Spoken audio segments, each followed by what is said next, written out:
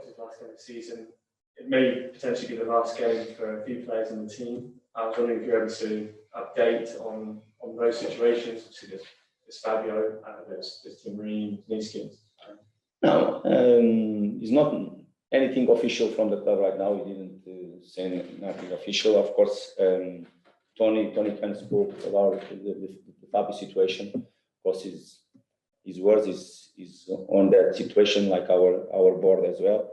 Of course, until we do not have the statement from both clubs, it's not a moment for us to talk, because at the same time I'm asking the players to be with full focus in the matches as well, and will not be good for us to talk about transfers and something like that. You know what? How I love the boy. You know everything. I don't need to repeat again. I would love to have him with me more time as well at this football club. But okay, it's what you can do, and sometimes it's difficult for us to accept. That is football. That's life. About the other players, next week the club will start to give you the information about the situation. Even if I know that you have good information from inside, and about Niskins and team, you already write something because you have good information from inside. I was just wondering if I could follow up on Fabio. Obviously, I know you mentioned there about Tony Khan, obviously interviewing the Athletic, saying that he's going to leave at the end of the season. I was just wondering how confident you are and how much you would like to bring him back next season, if possible, on loan. Is that something that's crossed your mind? Is that something that you'd like to do? I don't have news about it. If you ask me if I would like to keep him here, I'm not 100% sure, but it looks it will not be possible. About next season, if he will not be our football player, it's difficult for me. I can't speak about it, about this situation. Sure, no problem. Obviously, Alexander Mitrovic has scored, I think, 43 goals this season now. Only 3 goals in the Premier League last time he played there. I mean, how excited are you for him to get to the opportunity to show what he can do in the Premier League? And do you feel like he kind of has a point to prove this time around in the Premier League, that, you know, he is a Premier League player, essentially? I think all of us that you are in this job, we have always something to prove. Not just Mitro.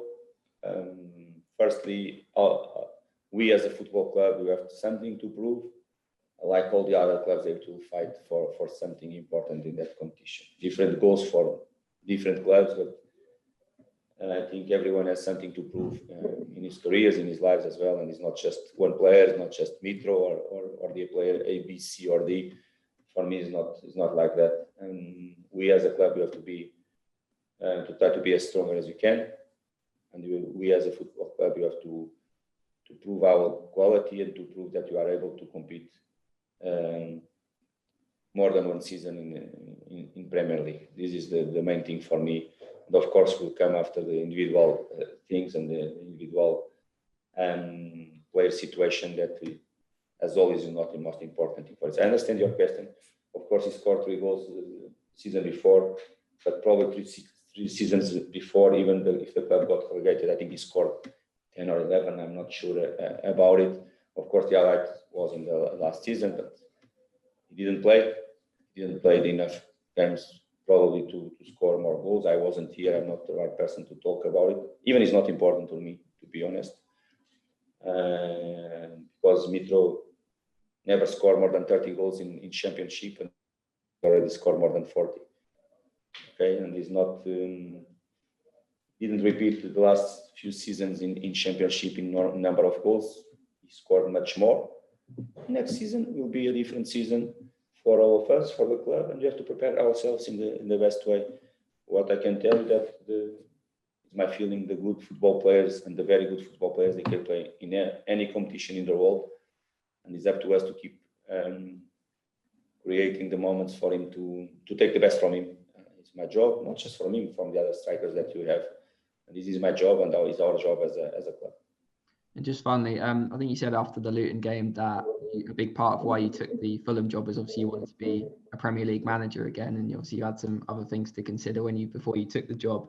I was just wondering what you're most looking forward to about being a Premier League manager again next season. It was my place the last 3.5 years before I joined Fulham Football Club, and was something that I did. I had the good feeling to do it week in, week out, and it's a fantastic challenge for all of us that we are we are in that competition, the best and the tougher competition in the world. You can play against some of the best clubs in the world as well. Some of the best managers in the world, they are in Premier League as well. It's always a fantastic challenge for all of us. But again, as always, I put the name of the club always on the top, and it's the main thing for me to defend always this football club, to keep creating the conditions for us to be stronger in the future and to better club in the future as well. And I want after to see that in the match day. That is the main thing for us. And you are really positive, you are confident. You have to be calm enough to do the right things and to take the right decisions. And again, to be positive, to be happy, to be pleased with the season we did what we got this season, and prepare well ourselves, nothing more.